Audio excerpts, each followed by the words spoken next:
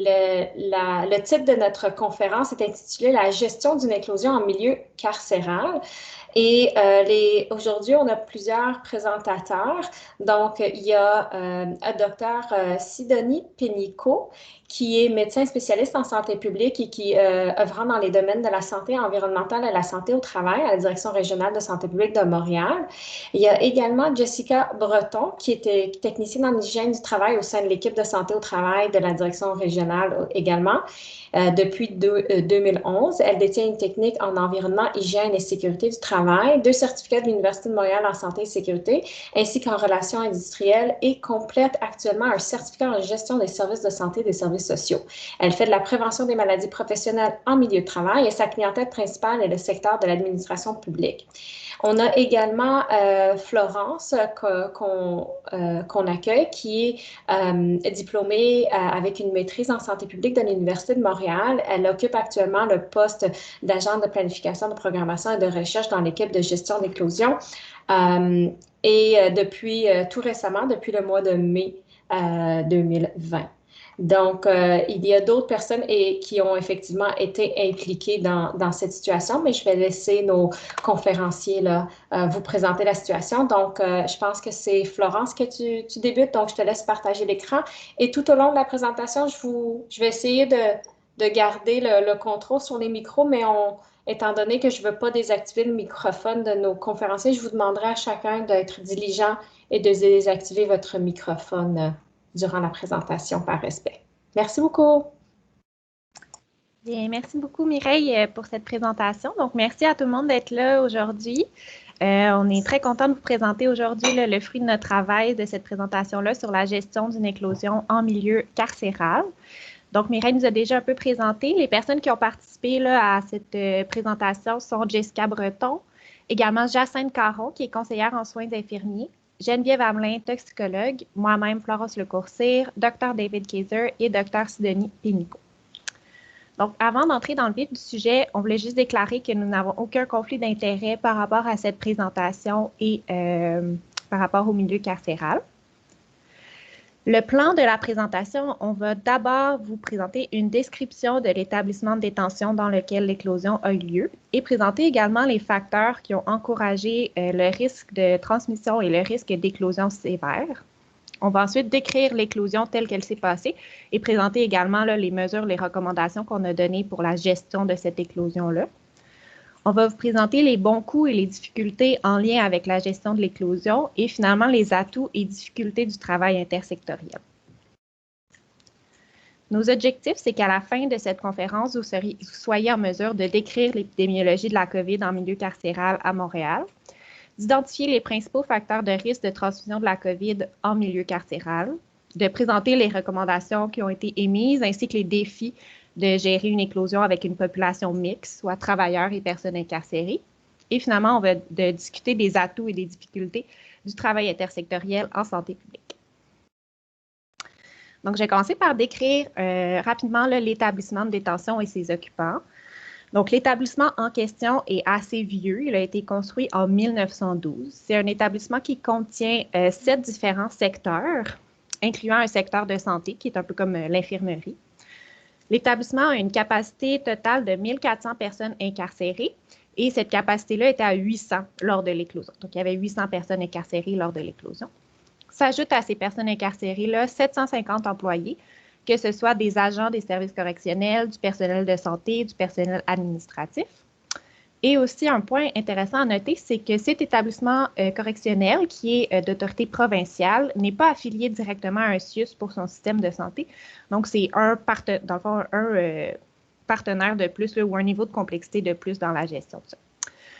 J'attire également votre attention sur les 2 acronymes qui sont sur cette diapo-là, PI pour personnes incarcérées et ASC pour agents des services correctionnels. C'est des acronymes qui vont revenir vraiment souvent dans la présentation, donc juste les garder en tête là, rapidement. Ensuite de ça, avant, si on veut, l'éclosion, avant la COVID dans cet établissement-là, ce n'était pas nécessairement un établissement avec lequel on avait des liens continus, on avait plutôt des liens ponctuels entre la DRSP et ce milieu. Donc, spécifiquement, l'équipe santé au travail avait le programme de santé spécifique aux établissements qui était en cours là, pour les ASC. Et également, l'équipe de prévention et contrôle des maladies infectieuses offrait un soutien à l'équipe de santé lorsqu'il était question de maladies infectieuses autres, tuberculose, TSS, etc. Donc ça fait rapidement le contexte. Et maintenant, je vais vous présenter les facteurs qui ont encouragé la transmission et le risque d'éclosion sévère en milieu carcéral. Donc, premièrement, au niveau de l'environnement, vraiment de l'environnement bâti, si on veut, là, de l'environnement physique de cet établissement-là. Premièrement, les guérites, qui sont un peu les milieux de travail ou les bureaux des ASC, c'est des milieux qui sont vraiment petits et qui sont partagés par plusieurs travailleurs en même temps.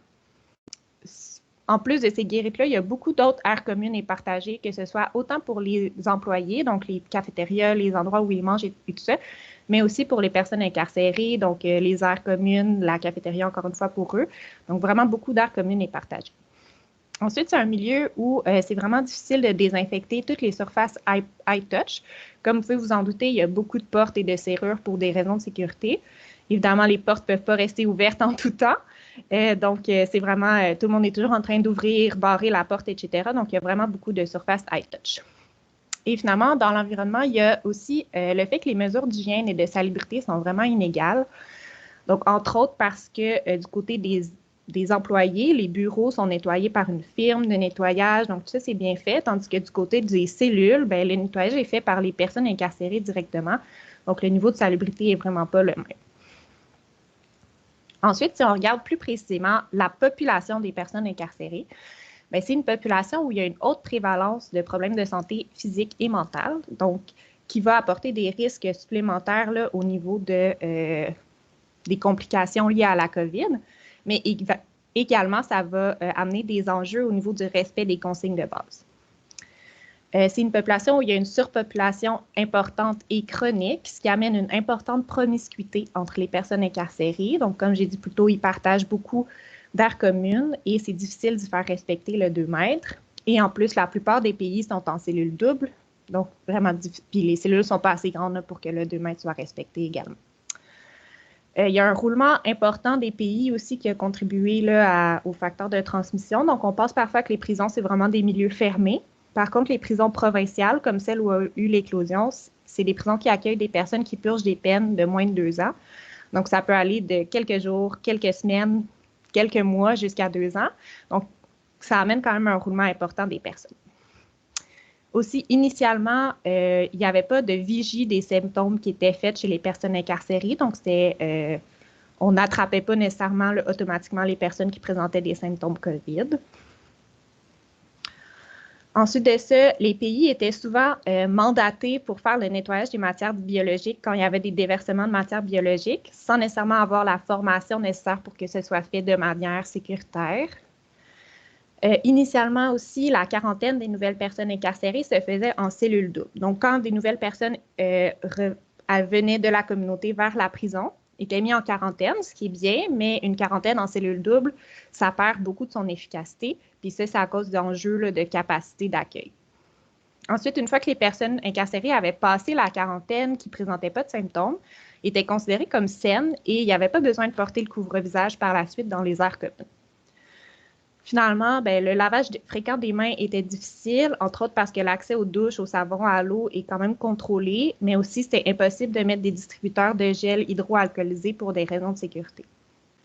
Donc, on voit que pour les personnes incarcérées, nos 3 mesures de base qui sont la distanciation, le lavage des mains, le port du masque ou du couvre-visage sont difficiles à instaurer, sont difficiles à faire respecter. Ça ne part pas super bien. Ensuite, au niveau vraiment plus des employés, des ASC, initialement, il n'y avait pas nécessairement de triage qui était fait ou de questionnaire auto-administré là, pour trier les employés symptomatiques de COVID, ce qui a fait en sorte qu'il y a beaucoup d'employés qui ont fréquenté les lieux de travail avec des symptômes pendant plusieurs jours pour certains. Les organisations des corps de travail aussi faisaient en sorte qu'il y a beaucoup de goulots d'étranglement. Donc, tout le monde arrive en même temps, tout le monde part en même temps à la fin du shift. Donc, c'est ça, beaucoup de goulots d'étranglement, de contact à ce niveau-là. Également, c'est un milieu qui est assez understaffé. C'est pas le bon mot, je m'excuse, mais donc ça fait en sorte qu'il y a beaucoup de remplacements, d'heures supplémentaires qui sont faits dans différents secteurs de la prison. Donc, beaucoup de déplacements entre ces différents secteurs-là. Les ASC aussi, il y en a beaucoup qui sont amis ou même conjoints en dehors du travail, donc ils vont se fréquenter en dehors des heures de travail en plus que sur les milieux de travail. Et finalement, on a remarqué également qu'il y avait vraiment une certaine perception de la part des ASC que le risque de transmission de COVID venait des personnes incarcérées et non de leurs collègues. Quand, en réalité, c'est les ASC qui sont beaucoup plus exposés parce qu'ils vont dans la communauté, ils sortent, etc. Donc, il y avait vraiment cette perception-là qui faisait en sorte qu'entre eux, ils ne prenaient pas nécessairement les mesures les plus sécuritaires. Ils étaient très sécuritaires avec les personnes incarcérées, mais pas entre eux. Donc, voilà pour ce qui est des facteurs de risque. C'est un peu pêle-mêle, mais ça vous donne une idée là, de la situation à laquelle on était confronté au début. Puis, je vous rappelle aussi que c'est au mois d'avril, tout ça, que ça s'est passé. Donc, c'est au début de l'éclosion, les mesures n'étaient pas aussi ancrées dans la société, si on veut, qu'aujourd'hui. Donc, l'éclosion en tant que telle, je vais vous présenter rapidement une ligne du temps, si on veut, de comment cela s'est déroulé. Puis ensuite, on va entrer plus dans les détails là, des différentes recommandations qu'on a faites à ce niveau-là. Donc, au mois d'avril, comme je l'ai dit, 3 employés ont été testés COVID positifs. Et c'est l'équipe santé au travail de la DRSP qui a été avisée là, en premier suite aux enquêtes des employés. Le 24 avril, on a eu le premier cas chez une personne incarcérée. C'est l'équipe prévention et contrôle des maladies infectieuses qui a été alertée sur la garde COVID. Donc déjà, il y a eu un lien qui a été fait entre ces 2 équipes-là. Et par la suite, il y a un support qui a été demandé à l'équipe environnement urbain et saines habitudes de vie. Et on a donc créé une équipe tripartite qui est encore active à ce jour. C'est encore la même équipe qui gère les nouveaux cas ou les situations à risque là, dans la prison. Donc, après les premiers cas chez les employés et chez les personnes incarcérées, on a fait... ça, je vais vraiment le passer rapidement parce qu'on va y revenir plus tard, plus en détail. Donc, repérage et dépistage dans les 2 secteurs. On a confiné les secteurs. On a recommandé de créer des zones jaunes et rouges. Ce n'était pas encore fait à ce moment-là. Pendant tout ce temps-là, on avait des conférences téléphoniques quotidiennes avec la direction et le syndicat de la prison. On a visité les lieux plusieurs fois, fait des rencontres de sensibilisation du personnel. On a fait des recommandations spécifiques à l'établissement et vraiment un suivi là, quotidien. Et le bilan, si on veut, de l'éclosion, au total, on a eu 95 cas chez les pays, y compris un décès, et 39 cas chez les employés. Et les 2 derniers cas ont été respectivement le 8 et le 9 juin 2020. Je vais vous présenter aussi rapidement la courbe épidémique là, des différents cas. Donc, comme on peut voir en rouge, ce sont les travailleurs selon la date de début des symptômes. En bleu foncé, ce sont les cas chez les personnes incarcérées selon la date de début des symptômes. Et en bleu pâle, ce sont les cas chez les personnes incarcérées, mais selon leur date de prélèvement. Donc, c'est des personnes incarcérées qui étaient asymptomatiques. Donc, on les classe selon la date du test, si on veut. Donc, on voit que au début, on attrapait surtout les cas qui étaient symptomatiques, mais ce que la courbe nous amène à penser, c'est que nos efforts de dépistage, de repérage et tout ça nous ont permis de détecter les cas qui n'étaient pas symptomatiques et de faire des efforts pour les confiner. Puis, on croit donc que ces efforts-là ont permis de mettre fin à l'éclosion parce qu'on voit qu'après que tous les cas, si on veut, asymptomatiques aient été détectés, plus de cas n'ont été détectés là, par la suite ou seulement des cas ponctuels, si on veut. Donc, ça, c'était vraiment un survol rapide, mais je vais passer la parole à ma collègue Sidonie qui va vous présenter plus en détail là, les différentes mesures de gestion de cette éclosion-là. Alors, bonjour. Donc, comme disait Florence, je vais vous parler un peu de la gestion d'éclosion. Vous allez voir qu'il y a certaines choses qui ont déjà été couvertes là, quand on a fait la ligne du temps. Donc, sur la prochaine diapo, on va vous parler un peu de nos objectifs de gestion de cette éclosion-là. Donc, ça ressemble à la majorité des éclosions. Soit le fait que, on voulait autant contrôler l'éclosion chez les personnes incarcérées que chez les travailleurs. Chez les personnes incarcérées, c'est sûr qu'on voulait réduire la transmission chez ces personnes-là, tout en respectant là, leurs droits. Et puis, on voulait instaurer là, une bonne surveillance des symptômes. Pour les travailleurs, il y avait beaucoup de stress, puis d'inquiétude, puis de charge de travail supplémentaire. Donc, c'était important là, de rassurer puis puis d'informer ces travailleurs-là. On voulait aussi rehausser la surveillance des symptômes, encourager les dépistages, puis aussi encourager le suivi des mesures préventives. À la prochaine diapo, j'entends un peu du bruit de fond. Je ne sais pas s'il y a quelqu'un d'autre qui a leur micro d'allumé. Merci. Donc, les premières interventions, comme disait Florence, les interventions les plus immédiates, là, les plus importantes ont été faites au niveau des personnes incarcérées. Dès qu'on a su qu'il y avait quelques cas, il y a eu un confinement là, entier d'un secteur qui était touché. Et l'enjeu était, vu que, et c'était un secteur quand même avec beaucoup de personnes incarcérées, là, mais vu qu'ils partageaient des aires communes, c'était très difficile de départager qui avait été en contact avec les cas. Donc, tout le monde s'est retrouvé confiné. Sinon, c'est ça, comme avait dit Florence, là, on a recommandé des genres de triage, là, des questionnaires de symptômes, et on a recommandé que ça soit fait au quotidien dans ces secteurs-là.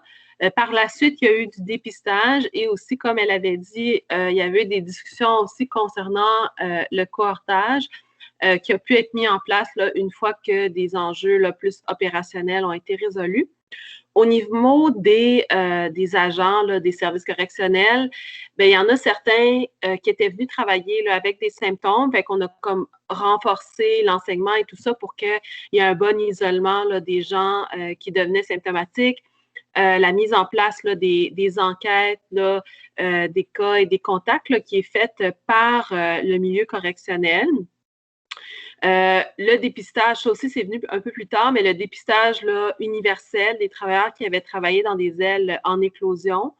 Renforcement, comme on a dit, des mesures préventives. Puis, comme on avait expliqué, on a fait aussi plusieurs visites d'information puis de sensibilisation auprès des travailleurs. À la prochaine diapo, comme l'a dit Florence, on a visité les lieux pour essayer de comprendre la configuration, les limites, toutes ces choses-là. Ça a été très aidant.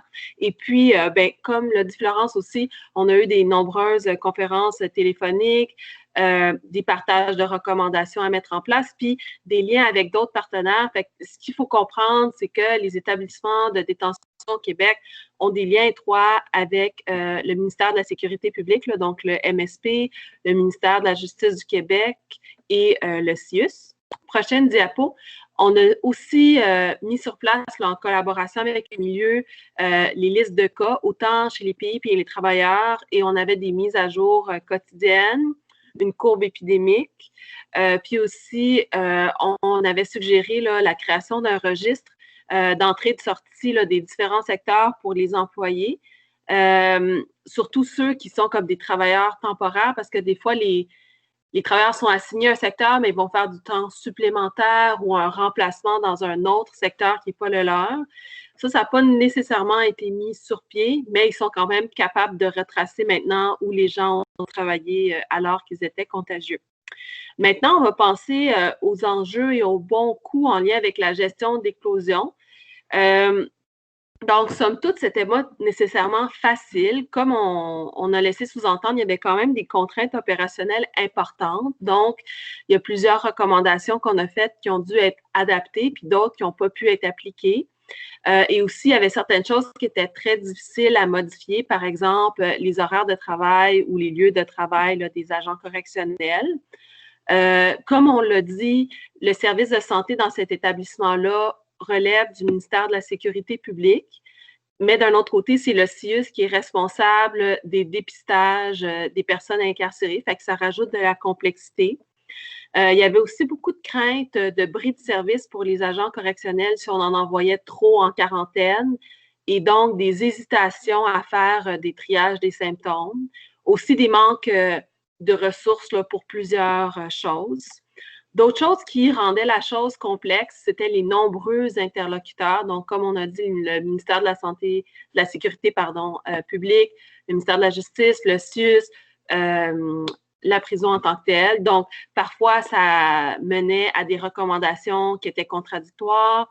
Des fois, le centre correctionnel devait avoir un aval, là, par exemple, du ministère de la Sécurité publique pour agir.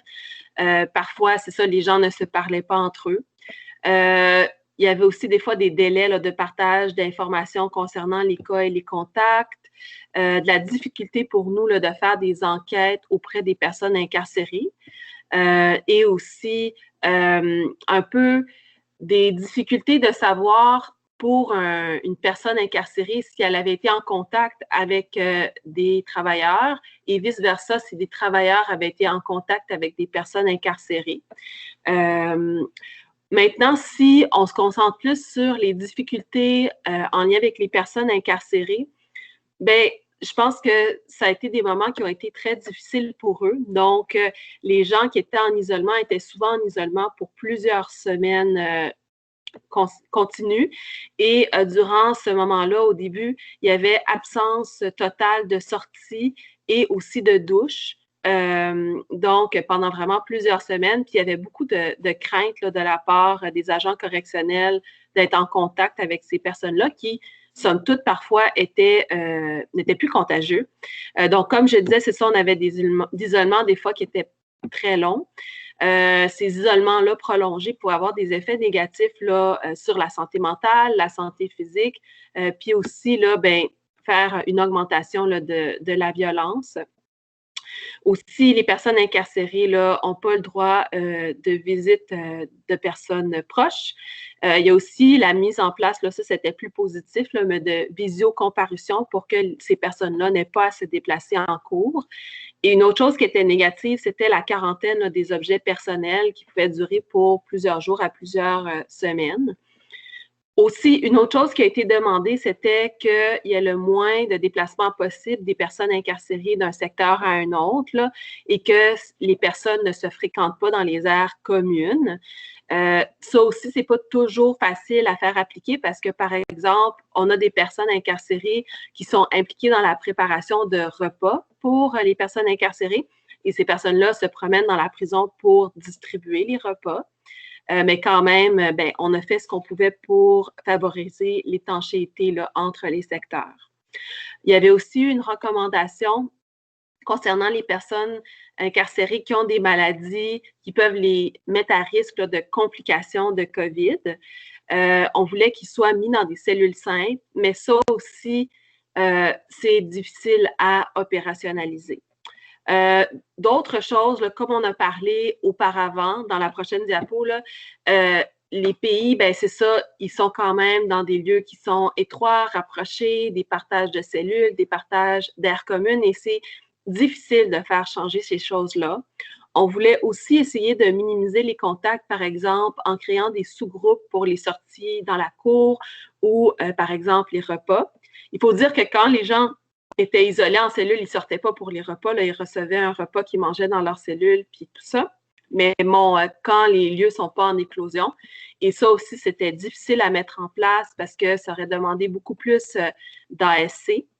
Puis aussi pour les couvre-visages, ben c'était difficile au départ d'obtenir des couvre-visages pour toutes ces personnes-là. Là, on parle quand même de centaines de personnes. Et après ça, de s'assurer qu'ils étaient bien portés et tout ça. Aussi, pour la prochaine diapo, il y avait des enjeux avec le triage. Donc, on a demandé la mise sur pied d'un triage lors de l'admission qui continue à ce jour. Et aussi des triages des symptômes dans les secteurs en éclosion et non en éclosion. Et ça aussi, c'est difficile à mettre en place parce que ça prend quand même des ressources, du temps. Et pas tout le monde se sent, comment dire, assez formé pour faire ces triages-là. Là. Il y avait une préférence que ça soit fait par du personnel de santé, mais parfois c'est comme par les gens de la place, là. Mais maintenant, c'est quand même fait par parfois des ASC.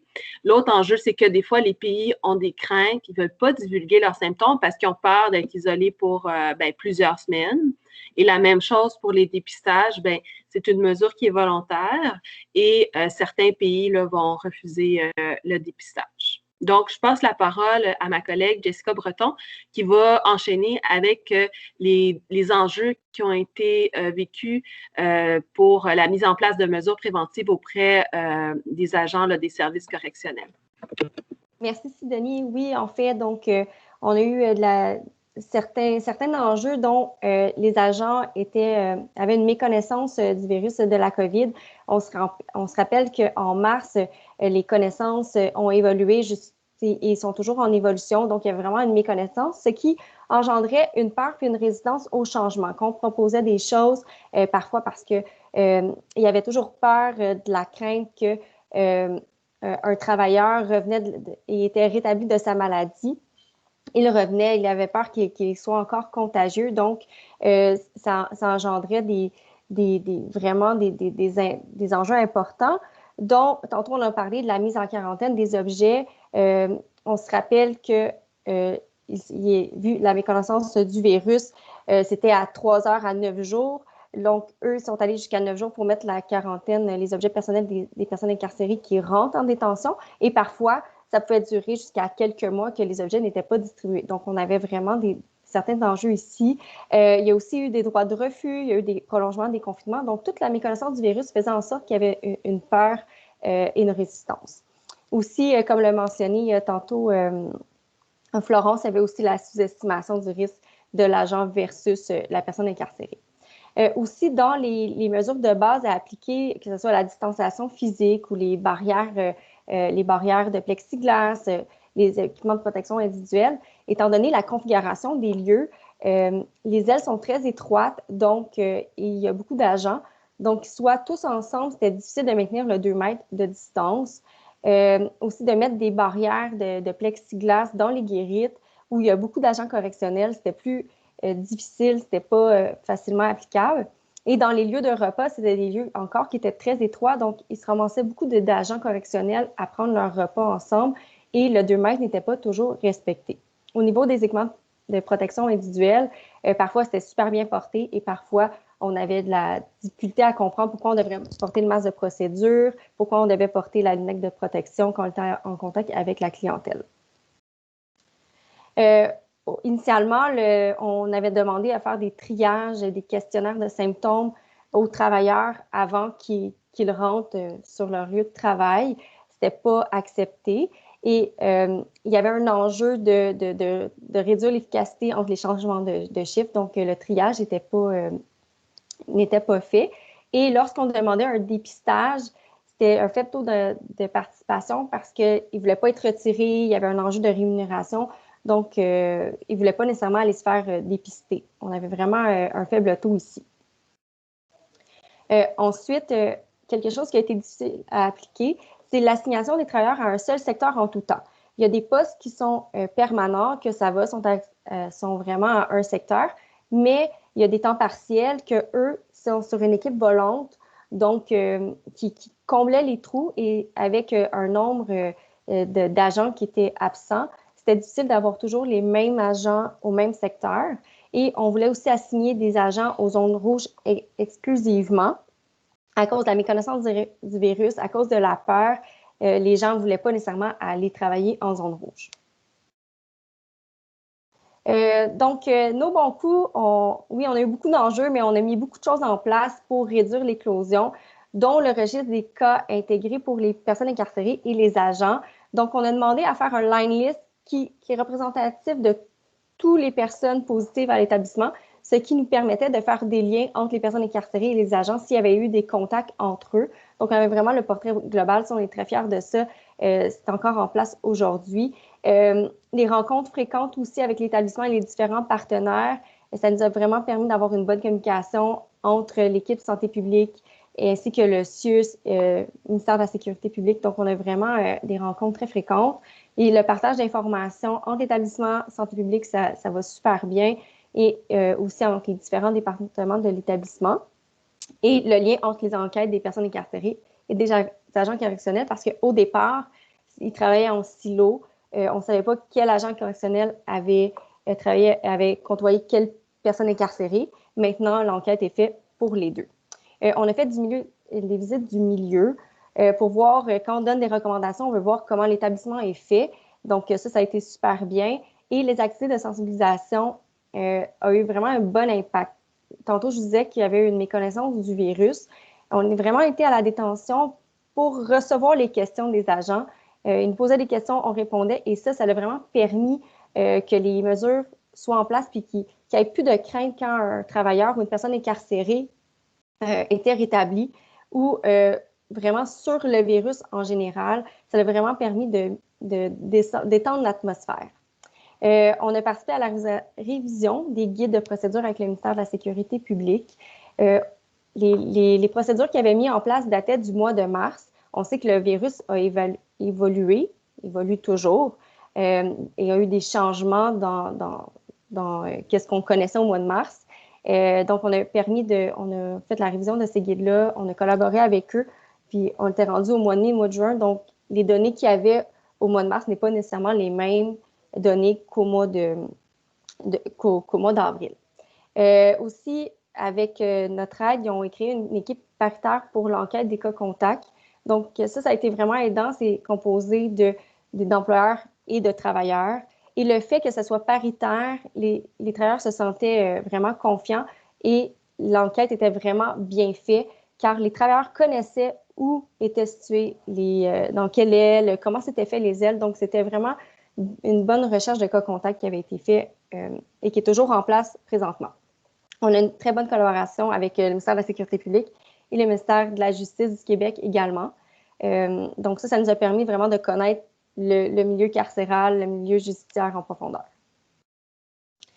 Qu'est-ce qu'on a appris dans toute cette éclosion-là? C'est que la complémentarité des expertises et la force de chacun, c'est vraiment un atout. Le fait qu'on a formé une équipe tripartite qui soit la santé des travailleurs ainsi que maladies infectieuses pour les personnes incarcérées avec environnement urbain pour la population, ça a vraiment fait qu'on est une équipe qui est forte et qu'on est complémentaire dans notre expertise. Aussi, le fait qu'on a une communication fluide autant avec l'établissement qu'entre nous, ça aussi, ça a vraiment facilité nos actions. Ça nous a permis aussi de réfléchir comment outiller les milieux pour augmenter leur autonomie en contexte d'éclosion et aussi d'avoir un langage commun intra-équipe quand on parle avec tous ces intervenants-là et avoir un message cohérent. Maintenant, où nous en sommes janvier 2021? La majorité des mesures sont encore en application. On fait des rencontres aux 2 semaines avec l'établissement. On a noté, par contre, qu'il y avait un relâchement un peu des mesures, dont le port de la lunette de protection quand ils sont en contact avec la clientèle. Ça a été rapidement, et aussi le masque de procédure, le masque médical, parfois les agents le portaient au niveau de la bouche et non pas sur le nez ou complètement. La direction de l'établissement s'est rapidement revirée de bord puis sont allés faire des activités de sensibilisation pour renforcer les mesures. Au niveau du dépistage, il n'y a pas nécessairement encore du dépistage à l'admission, mais c'est en cours. Et pour les ASC et les pays, il n'y a pas de dépistage périodique qui est fait. S'il y a des situations, on le réitère. Il y a eu des reprises de comparution en cours et il y a une augmentation du nombre d'admissions personnes incarcérées et il y a la poursuite de la quarantaine à l'accueil pour les personnes incarcérées. Aussi, on a travaillé, dans le fond, là, on travaille à élaborer une trajectoire avec les maisons de transition provinciales et fédérales. On développe des liens avec l'équipe de services de première ligne des services milieux correctionnels. On contribue au plan de déconfinement du ministère de la Sécurité publique. On soutient l'autre établissement de détention sur notre territoire. On a essayé de faire le même modèle, de prévenir le coût dans l'autre établissement aussi. On est allé le visiter, on a fait des liens, on a établi des liens avec l'autre établissement pour que s'il y a une éclosion, qu'on soit préparé. On a développé des liens avec les tribunaux. Sur notre territoire, on est allé faire des visites, on est allé voir comment ça se passait quand une personne incarcérée allait à la cour, comment c'était figuré. Donc, on voulait vraiment avoir un portrait global de tout le milieu judiciaire et carcéral. On évalue les risques, puis on soutient aussi encore à la gestion des éclosions si ça se produit. On a élaboré un formulaire de transfert d'informations, de remise en liberté des personnes incarcérées. Présentement, on a aussi fait un tableau des rôles et responsabilités de chacun. Donc, l'établissement, c'est quoi ses rôles? Le CIUS, c'est quoi son rôle? Et la direction de santé publique, c'est quoi le rôle? S'il y a une éventuelle éclosion, bien, on va être préparé. On contribue à planifier la vaccination pour ce milieu-là, qui est un milieu qui est jugé vulnérable. On va travailler sur les gestions des risques biologiques. On s'est rendu compte avec cette pandémie, dans le programme de santé spécifique, on l'avait déjà noté que c'était à travailler le risque biologique, mais avec la pandémie, on s'est rendu compte qu'il y avait certaines lacunes qui vont être à retravailler. Et aussi, avec le provincial, on travaille au surcharge du secteur d'accueil. Merci, Jessica. Donc, en conclusion de la présentation, bien, vous comprenez que le milieu carcéral, c'est un milieu qui est extrêmement complexe, avec beaucoup d'interlocuteurs, mais également avec une culture qui lui est propre, qui entre en jeu également quand on fait la gestion d'éclosion. La santé publique a joué un rôle assez important là, pour optimiser les mesures en place, mais également, on a un rôle pour faire valoir les droits des personnes incarcérées, qu'on a pris assez à cœur aussi. Et finalement, en conclusion, bien, le travail intersectoriel aide grandement quand on a un milieu mixte avec une population et des travailleurs. Et c'est ce qu'on a appris là, à travers cette aventure-là. Donc, on aurait terminé. On passerait à la période de questions. Mais avant tout, j'aimerais vous remercier tout le monde d'avoir été là, de nous avoir écoutés. Et on attend vos questions. Merci beaucoup à tous.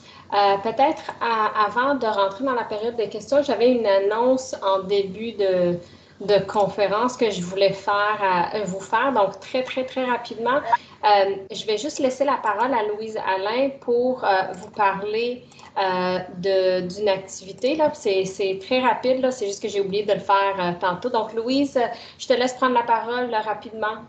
Bonjour tout le monde. Merci Mireille. Merci aux présentateurs pour votre présentation qui montre une fois de plus avec éloquence l'importance de l'union des forces en épidémiologie et en santé publique, qui est comme par hasard le thème de notre prochain congrès, qui était, on dirait que c'est arrangé avec le gars des vues, mais ça ne l'est pas. Donc, notre prochain congrès qui était initialement prévu en août dernier a été reprogrammé. Donc, ça me fait plaisir de vous annoncer en primeur aujourd'hui que le congrès va avoir lieu et il aura lieu du 16 au 19 août l'été prochain. Que le congrès est naturellement encore une occasion à ne pas manquer. C'est une première dans les Amériques, donc je ressollicite votre participation.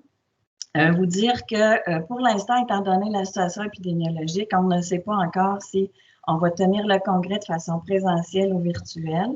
La décision devrait être prise à la fin janvier. Vous en serez informés dès que possible par le biais de la plateforme la communauté de pratique, également par le réseau. Pour ceux qui ont déjà présenté des résumés, parce que comme vous le savez peut-être ou peut-être pas, on avait au-delà, je me souviens, Mireille, je pense 400 résumés? Un peu moins, mais oui, ça tournait autour de 400. Un nombre important de résumés qui nous avaient été déposés pour des présentations. Il y avait aussi des posters. Tout ce beau travail-là qui avait été déposé, bien sûr, va rester d'actualité. Donc, vous allez être sollicités, ceux qui sont concernés, pour vérifier avec vous là, si vous voulez toujours présenter, s'il y a des ajustements à faire à vos résumés. Puis, il y aura aussi la possibilité là, de soumettre des nouveaux résumés pour ceux qui le souhaiteront. Donc, je vous invite cordialement à nous suivre, pour en savoir davantage, à nous suivre régulièrement sur le site Internet. Je vais placer sur la plateforme aujourd'hui les liens Internet pour le site Internet du Congrès. Également, on a une page Facebook que je vous invite à visiter puis à aimer pour faire connaître au plus de monde possible là, la tenue de ce congrès-là. Donc, c'est tout ce que je voulais dire. Au plaisir de vous voir à ce congrès-là. On aura la chance de se reparler probablement du congrès au fil des prochains mois. Merci. Merci, Louise. Donc, désolée pour je trouvais important de faire l'annonce. C'est quelque chose. Puis, on aura une activité symposium, tu sais, un peu genre pour vous garder un peu le vif du sujet, là, parce qu'on ne veut pas vous oublier jusqu'au mois d'août. Donc, on aura une activité au mois de mai. Donc, toutes ces informations-là, je vais vous les communiquer à travers la communauté de pratique. Donc, pour les questions maintenant, il y en avait quelques-unes qui avaient été posées dans le module conversation, puis il y avait aussi des mains levées. Donc, peut-être qu'on pourrait passer rapidement à, il y en avait, je vais en prendre une dans le module conversation, puis je vais laisser la parole. J'avais vu la main de Monique levée, donc je vais juste commencer avec la première question d'abord. Il y avait Régent Dion qui avait demandé si vous avez envisagé de séquencer, de faire un séquençage du génome entier avec une sélection de cas afin de compléter votre investigation. La réponse est non. En fait, c'est une bonne question. Mais compte tenu de la nature de l'éclosion, la nature du milieu, ce n'était pas un besoin identifié comme prioritaire pour la gestion de l'éclosion. Ça aurait pu être intéressant pour répondre à certaines questions quant à l'origine ou la multiplicité peut-être des origines de cette éclosion-là, mais pour la gestion comme telle, on ne l'a pas envisagé. Puis, en fait, ça aurait été intéressant, je pense, côté académique, si quelqu'un veut le faire cette fois-ci puis publier un article, juste nous appeler. Là, on va être deuxième, troisième, quatrième auteur. Et pour la vaccination, c'est une très bonne question. Je vous encourage dans vos régions respectives là, de le mettre à l'agenda. C'est quelque chose qu'on essaie de faire valoir. Et puis la stratégie prévue, s'il y a des gens du SIC, vous savez bien que ça n'apparaît pas dans la séquence actuelle, ça n'apparaît pas dans les avis. Ce n'est pas le seul milieu qui, selon nous, devrait être ajouté, mais c'en est un.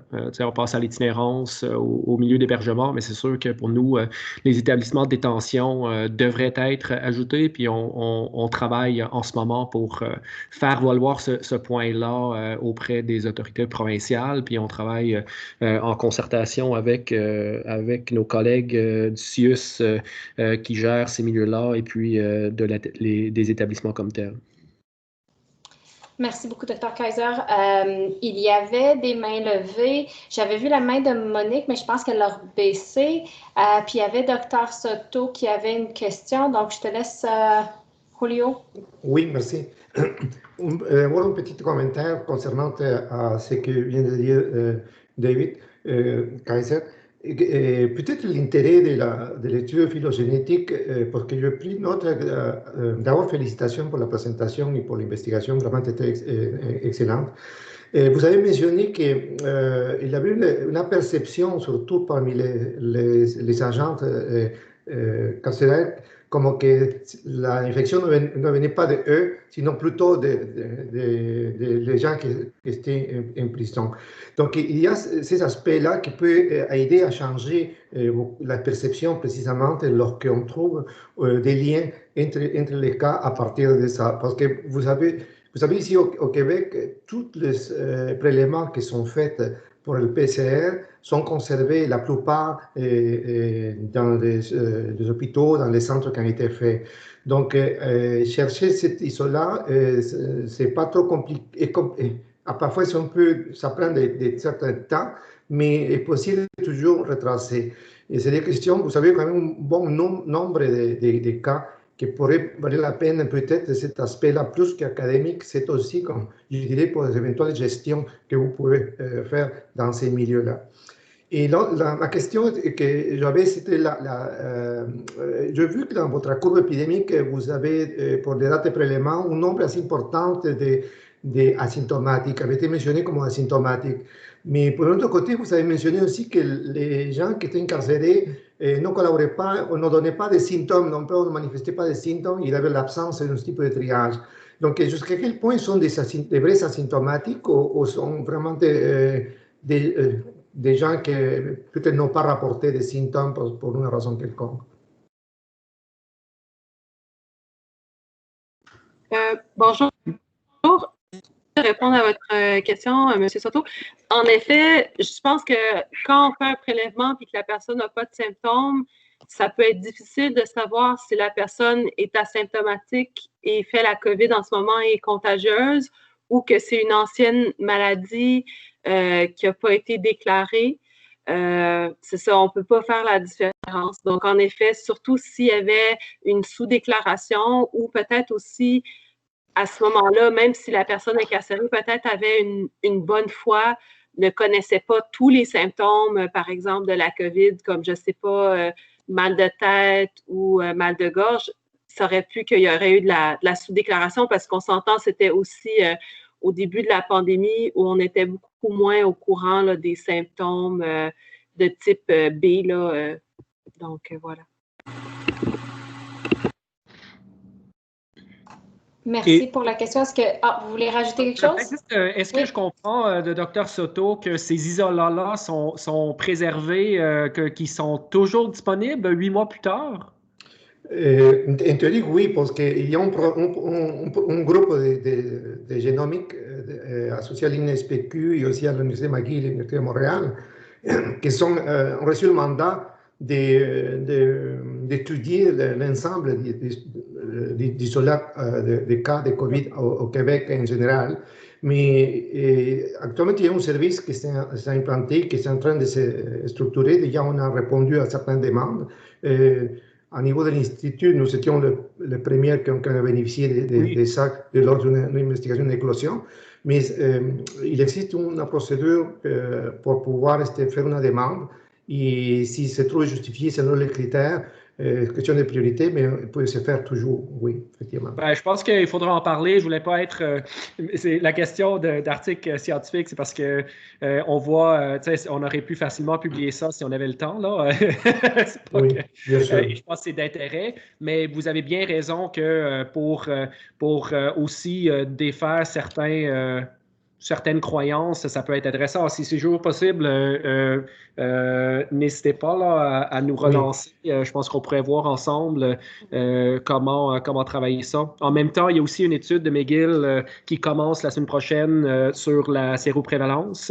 Alors, il y a aussi d'autres informations complémentaires qui vont nous permettre de voir un peu, au niveau des cas asymptomatiques, puis ainsi de suite, comment ça se comporte en termes de séroprévalence. Oui.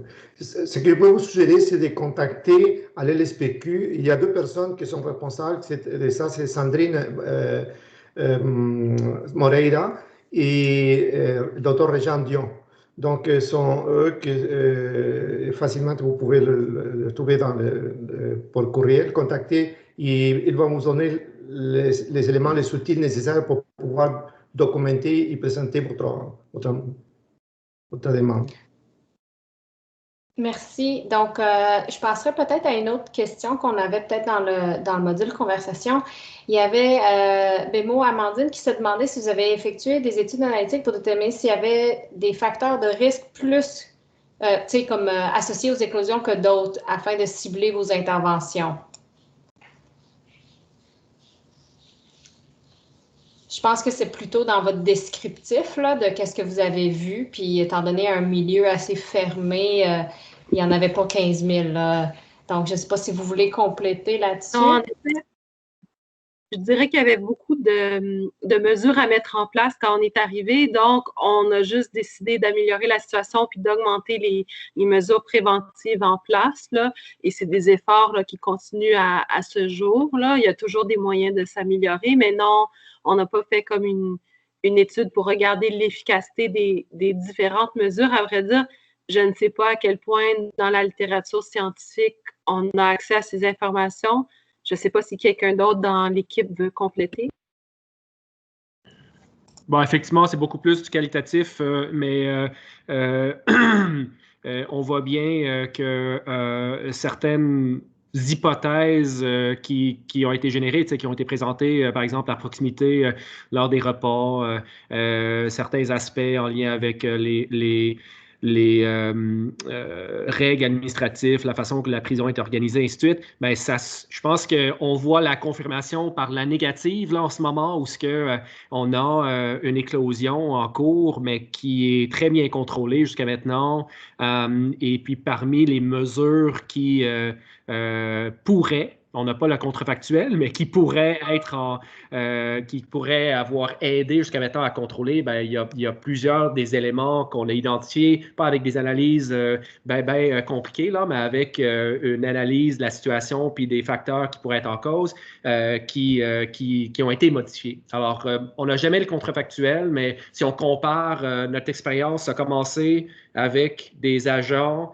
On a eu le même lag entre les premiers cas chez des agents puis le premier cas chez une personne incarcérée, mais jusqu'à maintenant, ça s'est arrêté là, comparé à finalement une éclosion avec une centaine de cas au printemps. Ben, on peut penser que les facteurs qu'on identifie, que Jessica et Sidonie ont présentés, que c'était quand même peut-être les plus importants à modifier.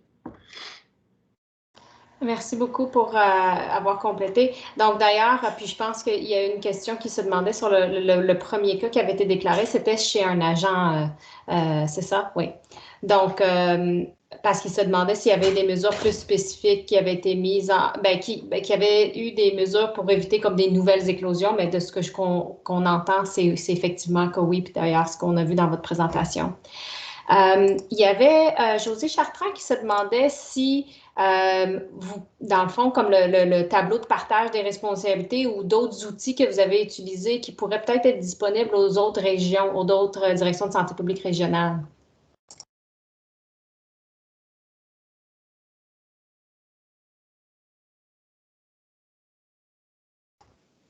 Donc, je ne sais pas si quelqu'un veut... Je vois des hochements comme oui, mais je ne sais pas à qui revient, si vous êtes à l'aise ou une façon de partager ces différents outils. Donc, je vois qu'il y a beaucoup de oui, là. Oui, moi, je voulais juste ajouter que ça a été fait avec l'établissement qui est en éclosion, qui a un fonctionnement particulier par rapport à son système de santé. Donc, c'est peut-être pas applicable à tous les établissements des autres régions, mais ça nous ferait plaisir de le partager quand même. OK, merci. Bien, si vous êtes membre de la communauté, vous pouvez le déposer dans la communauté de pratique, là, dans le format là, que vous vous sentiez à l'aise. Et sinon, vous pouvez me l'envoyer à moi-même, là, puis je pourrais m'organiser. Il y avait une autre question de Eduardo Hernandez Hurtado qui se demandait, dans le fond, si vous planifiez mesurer de manière systématique les signes de COVID, comme la fièvre, oxymétrie, aux prisonniers et aux agents pour détecter les patients asymptomatiques.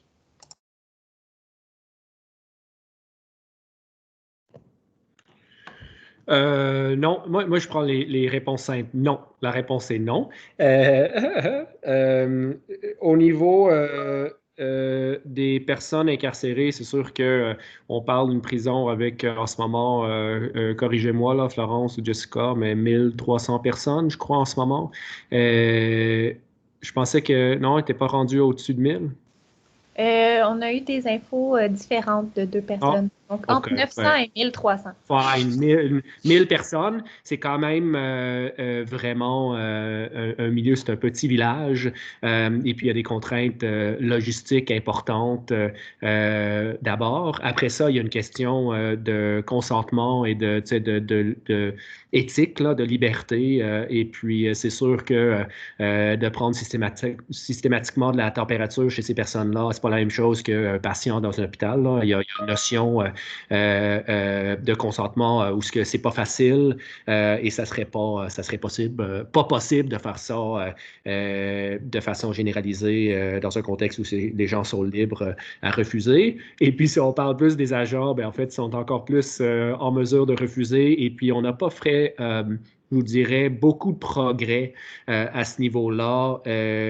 Et puis, c'est très variable d'un établissement à l'autre. Mais là, c'est une question de culture, d'avoir un screening à l'entrée. Ça n'a jamais passé comme mesure, tandis que à un autre établissement, ça peut être intégré au fonctionnement de base. Alors, ça, c'est plus une question de culture. Mais pour les personnes incarcérées, je pense que c'est vraiment plus... Il faut le voir, c'est un milieu fermé, mais c'est un milieu...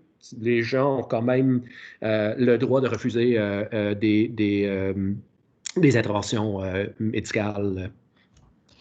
On a plusieurs mains levées. Je ne sais pas si Dr. Sidonie ou Florence, c'est pour ajouter à cette réponse, j'assume? Oui. Ben, moi, je vais juste ajouter que, dans le fond, les personnes incarcérées, comme David l'a dit, comme on l'a présenté aussi dans la présentation, ont été vraiment éprouvées là, par les mesures d'isolement et tout ça pendant l'éclosion. Ça a été très difficile, puis maintenant, ça fait en sorte qu'ils sont vraiment méfiants, si on veut, de tout ce qui est dépistage, prise de symptômes et tout ça. Puis il y a vraiment une culture qui fait en sorte que en tout cas, c'est pas nécessairement du langage professionnel, mais si les têtes fortes du secteur veulent pas qu'il y ait de dépistage dans le secteur, il n'y aura pas de dépistage. Fait que c'est aussi cette culture-là qui est vraiment différente de ce qu'on peut retrouver ailleurs, qui nous bloque ou qui nous freine un petit peu là, dans les mesures qu'on peut mettre en place. Moi, c'est ça, j'allais rajouter qu'il y a des contraintes quand même opérationnelles importantes. Donc, toutes ces tâches-là de COVID s'ajoutent à toutes les tâches que les agents correctionnels et aussi le personnel de santé de la prison ont à faire dans leur quotidien. Il faut dire que c'est ça, ils ne sont pas de trop autant pour les agents que les personnels, les infirmières. Déjà, ils étaient comme, tu sais, il y avait trop de travail pour le nombre de personnes. Fait que c'est ça, c'est déjà très difficile de faire des triages ou d'autres choses parce qu'il manque de personnes pour le faire.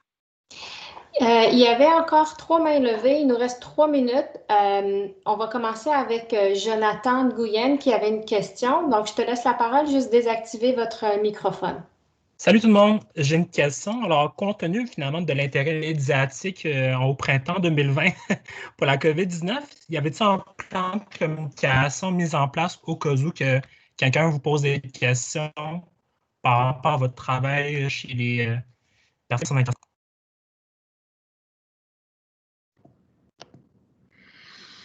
En fait, on travaille dans une direction de santé publique. On a une équipe de relations médias. Puis, si on juge que ça vaut la peine de répondre à une demande média, on va y répondre. On a eu des demandes avec cette situation-là. Puis, vu que c'est une situation bien contrôlée, puis on n'a aucun intérêt à faire du bruit autour de ça, tu sais, dans le sens qu'il n'y a pas d'avantage de santé publique, on a répondu de façon assez laconique. Ceci dit, la question sur les communications est intéressante plus à l'interne et je dirais que c'est quand même une petite victoire. Pendant la première vague, on n'a jamais réussi à avoir une communication interne, disons, convenable entre la direction et puis les personnes incarcérées, notamment, là, de dire qu'est-ce qui se passait, tu sais. Et là, pour différentes raisons, je pense que ils sont beaucoup plus ouverts à ça. Alors ça, c'est déjà quelque chose, mais pour la communication média, on n'est pas proactif dans la communication média en ce moment parce que il n'y a pas d'avantage pour nous. On n'a pas de pression à mettre sur personne. Là. On est dans un contexte où la situation est bien contrôlée. Je ne sais pas si ça répond.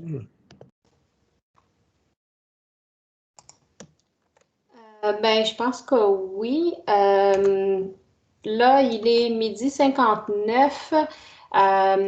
Je ne sais pas, je prendrais peut-être une dernière question, c'est de Mercedes Nancy. Peut-être rapidement pour nos conférenciers, étant donné qu'il est presque l'heure de conclure. Donc, Mercedes, il faudrait juste désactiver ton microphone.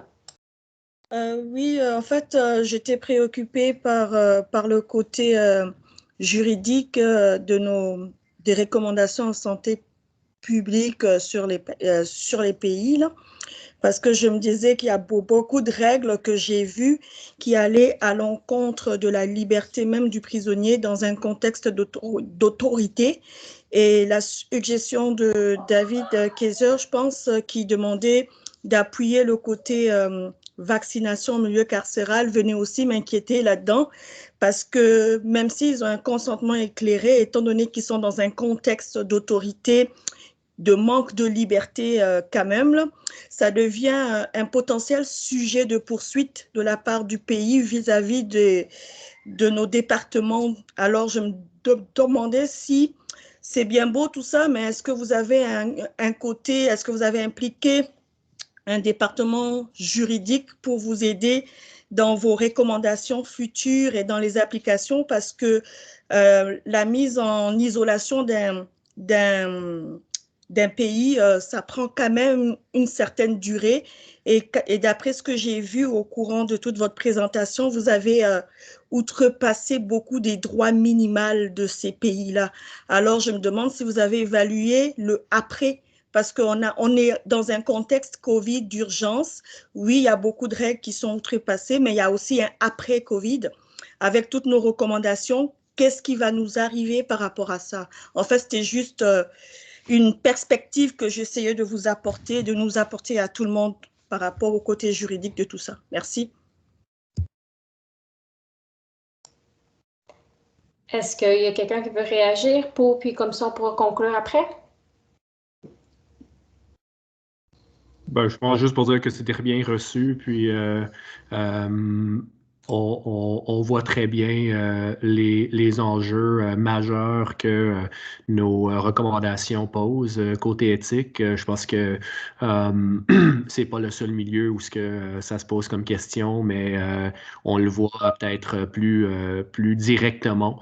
Ça dépasse, là, on a dépassé notre temps, mais c'est sûr que on a fait, je pense, des petites avancées entre la première expérience puis là. Et puis, on est plus près de quelque chose avec lequel on peut être confortable en termes d'équilibre là, entre les risques et les contraintes, mais reste que c'est un milieu où la dynamique de pouvoir n'est pas en notre faveur. Quand on arrive, c'est sûr qu'on est... on doit...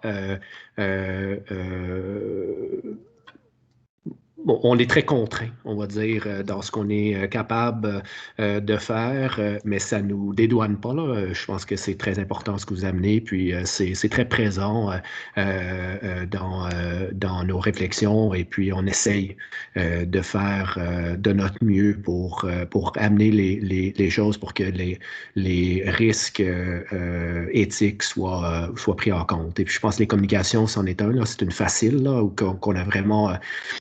pu faire avancer au printemps, mais qu'on a travaillé depuis et qui est comme une des bases. Quand les gens sont un peu mieux informés, ben déjà, ils sont plus en mesure de prendre certaines décisions. Merci beaucoup. Je pense que c'était une belle façon de conclure là-dessus. Je ne veux pas prendre plus de votre temps. Je voulais vraiment remercier à tous nos conférenciers et les personnes qui sont impliquées dans cette éclosion. Super belle présentation. Donc, comme j'ai mentionné, je vais déposer le tout sur le site de la communauté de pratique et l'équipe d'intervention, dans le fond, s'il y a une autre version de la présentation que vous voulez que je dépose, on pourra là, s'en reparler prochainement. Donc, merci encore. Puis pour les questions qui n'ont pas été répondues, ben, avec l'équipe, là, je vous reviens là-dessus. Donc, bel après-midi à vous tous et merci encore. Au revoir. Merci à tout le monde. Bon après-midi.